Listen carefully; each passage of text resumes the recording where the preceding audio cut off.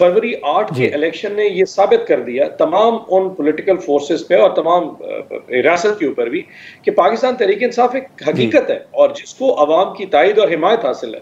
और ना सिर्फ ये कि उसकी लीडरशिप बजाए जेल में होने के वो दिन से दिन और मकबूल तर हुँ। होती जा रही है। सो उनको इस तरह बंद करना ये हाँ। किसी के लिए भी पॉसिबल नहीं है।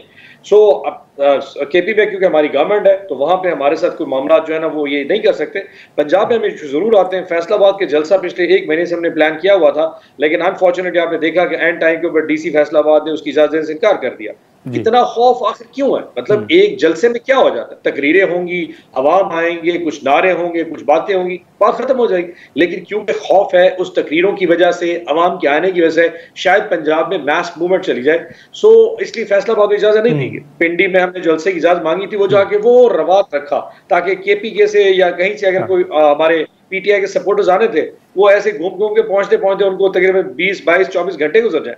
सो हुकूमत का खौफ तो उनके हाँ। फैसलों में से नज़र आता है। हमें किस चीज़ का खौफ है? सो हम हाँ। कन्वेंशन्स भी करेंगे पंजाब न में, न जलसे भी करने की कोशिश करेंगे हाँ। क्योंकि जलसे में डीसी की इजाज़त के बगैर दफ़ा 144 होती है, वो लगाना बहुत मुश्किल हो जाता है, कंटेनर रखते हैं, साउंड सिस्टम है, लाइटिंग सही, होती सही। है, अवाम ने लेकिन आना होता है। वहाँ पे हाँ। इंतज़ामी की कोऑपरेशन हाँ। बनेगी। लेकिन इनका खौफ इनके फैसलों में से नज़र आया होगा आपको।